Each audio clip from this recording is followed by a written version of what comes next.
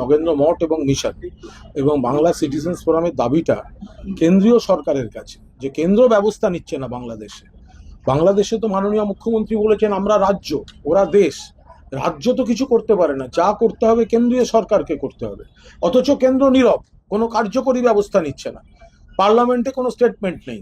ফলে আজকে যে আমরা উত্তর কলকাতায় একটা নগেন্দ্র মঠ এবং মিশনের বিরাট মিছিল, বাংলা সিটিজেন্স ফোরামের সর্বধর্মের এত বড় মিছিল হলো এবং দাবি হচ্ছে বাংলাদেশ নিয়ে কেন্দ্রীয় সরকারকে অবিলম্বে ব্যবস্থা নিতে হবে, তো এটা রাজ্যপালকে কমিউনিকেট করে দেওয়া হবে যে আপনিও দয়া করে এটা কেন্দ্রীয় সরকারকে পাঠান, কেন্দ্রীয় সরকারকে বলুন যে কলকাতায় এরকম একটি মিছিল হয়েছে, এই সংগঠন এই দাবি জানিয়েছে, তো সেগুলো দিন। কবে জানাবে? সেটা নগেন্দ্র মঠ মিশনে ওরা বৈঠক করছেন, ওনারা রেজলিউশন করে মিছিল করেছেন, ওনারা যা ঠিক করবেন সেই অনুযায়ী সহযোগিতা করবেন। আমি তো প্রথমে এক ঝলক ছবিটা দেখে ভেবেছিলাম কাকে একটা গলায় কি দিয়ে খুঁটিতে বেঁধে রেখেছে, এখন সেই দড়ি ছিঁড়ে মানে একটা গলায় একটা কি সব ঝুলছে, আমি পুরোটা ভালো করে দেখিনি, আমি বলতে পারবো না, কিন্তু একটা কিরম খুঁটি উপরে যারা ঘুরে বেড়াচ্ছে এরকম একটা গোছের একটা কিরম একটা দেখলাম। আমার মনে হয় যাকে যেটা মানায় সেরমই সেজেছে। কি হয়েছে, আদৌ হয়েছে কিনা, কারা করেছে, কি বিষয়, এটা যদি আদৌ কিছু হয়ে থাকে, উনি কমপ্লেন করেছেন, পুলিশের সঙ্গে সম্পর্ক, এর সঙ্গে আমরা রাজনৈতিক দলে নিয়ে কি বলবে, পুলিশ বলবে, তারা দেখছে। একবার সাধিলেই খাইব, কিন্তু কেউ সাধিতেছে না, এটা হচ্ছে সমস্যা। একবার সাধিলেই খাইব, যে তিনি শুধু লোকের ভুল ধরাচ্ছেন, বিজেপি সম্পর্কে সবাই যেটা জানে সেগুলোই বলছেন, কিন্তু আমার মনে হয় উনি চাইছেন সবাই এসে বলবেন যে আপনি হন, আপনি ধরুন, কিন্তু কেউ বলছে না, তাই উনি নানা ধরনের টুইট লাগাতার করে চলেছেন। শুভেন্দু অধিকারীকে বারবার সভাপতি পদের অন্যতম দাবিদার ঘোষণা করছে। ওটা কাহি পে নিগাহে কাহি পে নিশানা, ওটা তো আর বলতে পারেন না যে আমি হব, তো সেই জন্য অন্য কারুর নাম বলছেন, আর চাইছেন যে আমি সক্রিয় আছি, আমি সব জানি, আমি বাকিদের ভুল ধরছি, এগুলো দেখাতে চাইছেন।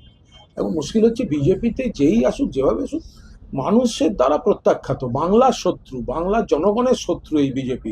দিল্লিতে গিয়ে বাংলার বিরুদ্ধে প্রচার করে, বাংলার প্রাপ্য থেকে বঞ্চিত করে। ফলে বিজেপিতে কে আসছে, কে সভাপতি হবে, কি হবে, এগুলো বড় কথা নয়, আমাদের কোনো ইন্টারেস্টও নেই।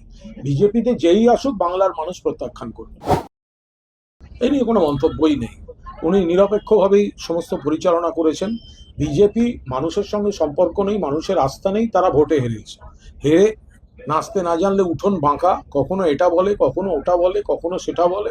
কেন্দ্রের নির্বাচন কমিশন তো করেছে, সেখানে উনি তো নির্বাচনী আধিকারিক এ রাজ্যে, তো কেন্দ্রীয় নির্বাচন কমিশনকে তো অজস্র ডেপুটেশন, পিটিশন, চিঠি এসব তো ভরিয়ে ফেলেছিল বিজেপি, তো তারা ব্যবস্থা নেয়নি কারণ শুধু একজনকে টার্গেট করে এই ধরনের কথা বলা।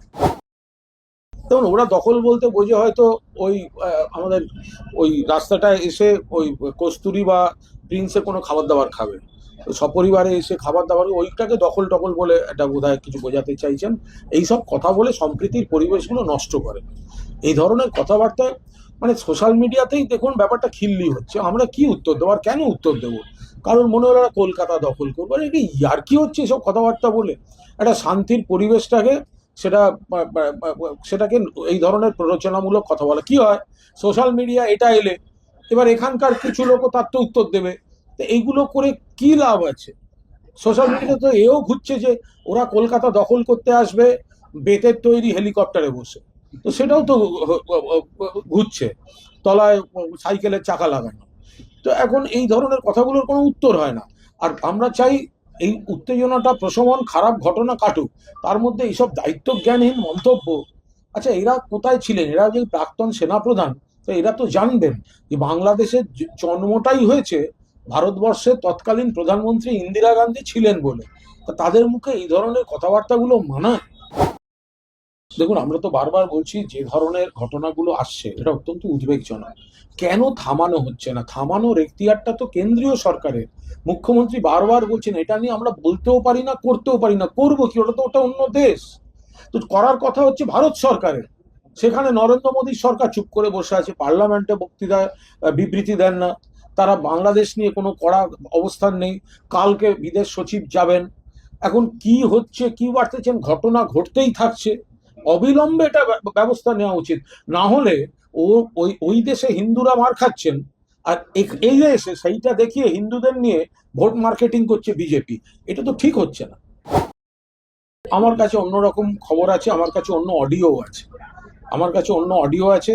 কি নাম ভদ্রলোকের, যে বিজেপির কিভাবে হুমকি দিচ্ছে, সেই অডিও আমার কাছে আছে। এই মুহূর্তে সেটা আমি করছি না, কিন্তু আমি বিজেপির এক নেতা, হ্যাঁ, বিজেপির এক নেতা, এবং সেই অডিও হয়েছে, সেটা নিয়ে থানাতে কাল রাত্রেই অভিযোগ দায়ের হয়েছে।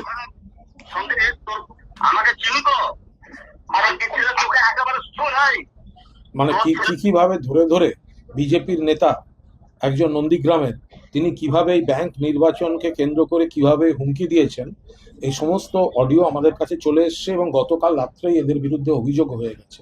ফলে ওটা বিজেপি কোনো কারণে, বিজেপির স্থানীয় নেতারা ওইসব অশান্তি করছেন, তারা বোধহয় ভোটের ফল অনুমান করেই অশান্তি করছেন। ফলে এটা সম্পূর্ণ ওখানকার পুলিশ প্রশাসন দেখছে, এবং বিজেপি স্থানীয় কিছু নেতা এই ধরনের গন্ডগোল কাল থেকে শুরু করেছে। এই রাজ্যের দিকে তাকালেই তো বোঝা যাবে যে অন্য রাজ্যের থেকে কতটা ভালো আছে। সুকান্তবাবুকে বলবো, অন্য রাজ্যের দিকে তো তাকাতে হবে, তাতেই তো তুলনায় বোঝা যাবে এই রাজ্য কতটা ভালো আছে। আমরা একটা খারাপ ঘটনাও চাই না, একটাও খারাপ ঘটনা চাই না। বাংলায় অতীতে যা হতো তার থেকে অনেক কমেছে, অন্য রাজ্যে যা হয় তার থেকে কমেছে, কিন্তু এগুলো না সামাজিক অপরাধ, মানুষের একটা বিকৃতি, পৈশাচিক একটা বিচ্ছিরি ব্যাপার। ফলে এই জায়গায় দাঁড়িয়ে আমরা এইটুকু বলতে পারি, পুলিশ প্রশাসন দেখছে, আর দেখলেন তো কুলতলিতে 62 দিনের মধ্যে সাজা ঘোষণা, ফাঁসির সাজা হয়ে গেল। ফলে অপরাধ হলে এখানে শাস্তির ব্যবস্থাও হচ্ছে। না, সুকান্ত র্যাম্পে হাঁটবে তো ভালো কথা, একটা বৈচিত্র্যপূর্ণ ব্যাপার আছে, র্যাম্পে হাঁটছে, এর মধ্যে তো কোনো দোষের কিছু নেই। এবার যার যেটা পছন্দ, এবার একটা এক ঝলক ছবিটা দেখেছি, একটা বিরাট কি দড়ি টাইপের কিছু রয়েছে, আমি পুরো ভালোভাবে দেখিনি। ফলে এখন অনেক ক্ষেত্রে দেখবেন অনেক জিনিস ঘুরে বেড়ায় এদিক ওদিক, একটা লম্বা দড়ি থাকে, তলায় খুঁটি, মানে খুঁটিতে বাঁধা থাকে, খুঁটি উপরে, তারপর এদিক ওদিক ঘুরে বেড়াচ্ছে। এখন আমি পুরো ভালো করে ছবিটা দেখিনি, এখন তার মধ্যে ওই খুঁটি উপরে কেউ ঘুরে বেড়াচ্ছে কিনা আমি তো তাও বলতে পারবো না। আমি ছবিটা আরেকবার দেখলে বলতে পারবো। তবে সুকান্তবাবু একজন সুন্দর অধ্যাপক, গোলগাল চেহারা, এবং তাতে নিশ্চয়ই মানানসই সুন্দর জিনিস টিনিস পরে করবেন, তো ভালো। তো এই ধরনের জিনিস দেখুন, ওনার বিজেপি তো আর তো কোনো সেভাবে কাজ নেই। পরিষদীয় দল একজন হাইজ্যাক করে নিয়ে গেছে, ওনাকে সবাই ব্যর্থ সভাপতি বলছে, ওনার সময় কমতে কমতে কমতে কমতে যাচ্ছে। এখন এই র্যাম্প ট্যাম্প করবেন, অন্য জায়গায় ঘুরে বেড়াবেন, এগুলো তো ঠিকই। এখন থেকেই যদি এই লাইফটার মধ্যে ঢুকে যেতে পারেন, তাহলে সভাপতি পদ গেলে তখন মনে কষ্ট হবে না।